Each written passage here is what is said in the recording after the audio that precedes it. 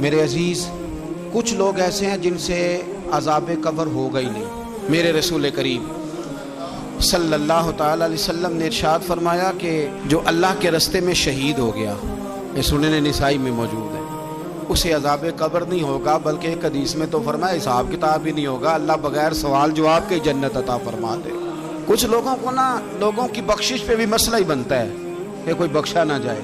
اور ایک صاحب کہہ رہے تھے جی یہ کیا معاملہ ہے کہ جمعے کو بندہ مر گیا یا فلانا ہو گیا تو اس سے حساب کتاب نہیں ہوگا، اتنے بڑے جرم لوگوں نے کی، اتنے پاپ، اور جمعے کو مر گیا تو بخشا جائے گا۔ تو میں نے کہا جرموں کا بھی اسے حساب اللہ لے لے گا، لیکن میاں حساب کتاب کی ڈیوٹی نہ اللہ کی ہے تو بہتر یہ ہے کہ اسی کے ہاتھ میں رہے، تو نہ اپنے ہاتھ میں لینے کی کوشش کر۔ سنن ترمذی کی حدیث۔ ہمیں پتہ نہیں کیا مصیبت ہے، ہمیں پتہ نہیں کیا مسئلہ ہے۔ ایک جنازے سے میں نکلا، آپ یقین کریں کبھی کبھی کلیجہ پھٹ جاتا ہے۔ میں ایک جنازے سے نکلا تو میرے ساتھ ایک بندہ جنازہ پڑھ کے نکلا تو کہنے لگا جی پیر صاحب دیکھیں آج کتنی دنیا آئی ہے، حالانکہ یہ بندہ اس طرح کا تھا، اس طرح کا تھا، اس طرح کا تھا۔ میں نے اسے کہا یار تجھے تو فکر ہی لگ گئی ہے کہیں جنت میں چلا ہی نہ جائے، تو اس طرح کرنا جنت کے دروازے کے سامنے کھڑے ہو جانا ڈنڈا لے کے کہ میں نے نہیں جانے دینا۔ شرم آنی چاہیے ہمیں۔ اللہ فرماتے ہیں جنت اتنی چوڑی ہے جتنے زمین و آسمان، اس کی چوڑائی زمین اور آسمان کے برابر ہے، تو ہم تو اپنے علاوہ کسی کو جانے نہیں دینا چاہتے جنت میں۔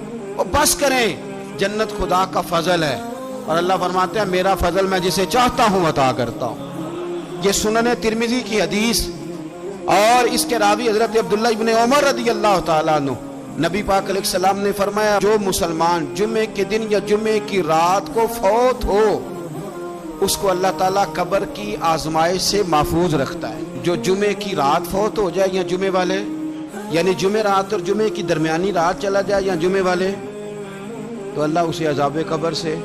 تو میرے عزیز، جو بندہ شہید ہو اس سے عذاب قبر نہیں ہوتا، جو آدمی جمعے کے دن یا جمعے کی رات چلا جائے اسے بھی عذاب قبر نہیں ہوتا۔ اور میرے رسول کریم صلی اللہ تعالی علیہ وسلم نے فرمایا جو بندہ ایک دن اور ایک رات، یہ حدیث صحیح مسلم میں، سنن ترمذی میں، مصنف عبدالرزاق میں موجود ہے، ایک دن اور ایک رات اللہ کی رضا کے لیے اسلامی سرحد پہ پہرا دے۔ میں اور آپ سوئے ہوئے ہیں، لیکن وہ لوگ جو فوجی بارڈروں پہ کھڑے ہیں، دیکھو مدینے والے محبوب کس کس پہ کرم فرماتے ہیں۔ ساری عمر نہیں، 24-25 سال کی سروس نہیں، فرمایا ایک دن اور ایک رات اللہ کی رضا کے لیے جو اسلامی سرحد پر پہرا دے، مسلمانوں کو کافروں سے بچائے، رب اسے عذاب قبر نہیں دے گا، اسے اللہ تعالیٰ اپنے فضل سے معاف فرما دے گا۔ ایک رات اور ایک، آپ کیا سمجھتے ہیں کہ ان فوجیوں کی کوئی چھوٹی شان ہے، ان کا کوئی چھوٹا مرتبہ ہے؟ ایک دن اور ایک رات اگر یہ پہرا دیں تو اللہ انہیں اتنا انعام عطا کرتا ہے۔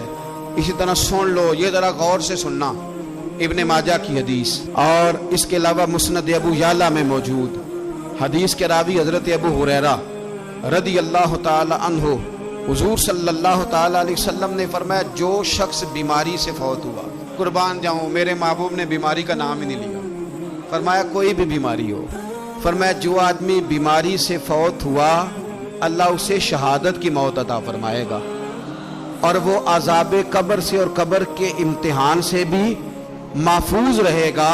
اور حضور فرماتے ہیں اس کو صبح اور شام جنت کے باغوں میں سے رزق دیا جائے گا۔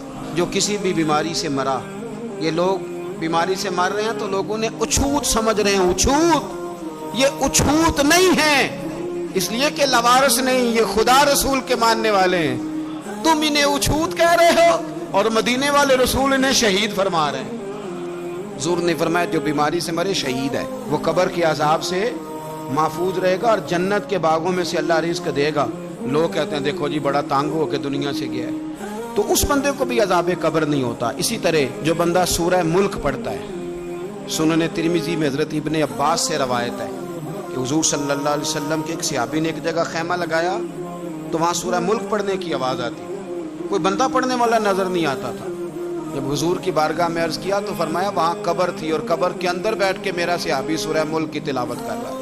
اگر ہمیں خسرہ نمبر یاد ہو جاتا ہے نا اپنی جگہ کا، اور ہمیں پتہ ہوتا ہے کہ میرے والا حصہ کتنے کروڑ کا ہے، اگر ساری کہانیاں ہمیں یاد ہوتی ہیں تو سورہ ملک بھی ہمیں یاد ہو سکتی ہے۔ موبائل پہ اس کو ریکارڈ کر لیں، پھر اس کو سنیں، کبھی بھی سورہ ملک میں، اور ہمارے سلسلہ عالیہ میں تو سورہ ملک وظیفہ ہے، ہمارے الوظیفۃ الکریمہ میں اعلیٰ حضرت نے لکھا ہے کہ رات کو سورہ ملک اور سورہ یاسین کے بغیر سونا نہیں۔ سورہ ملک اتنی شاندار صورت ہے کہ نبی پاک صلی اللہ علیہ وسلم نے فرمایا یہ قیامت کے دن اللہ کی بارگاہ میں ناز سے جھگڑا کرے گی اور کہے گی اے اللہ، یہاں تو میرے پڑھنے والے کو جنت عطا فرما یا مجھے قرآن پاک سے علیحدہ کر دے۔ تو رب کریم پھر اپنے فضل سے پڑھنے والے کو جنت عطا کرے گا۔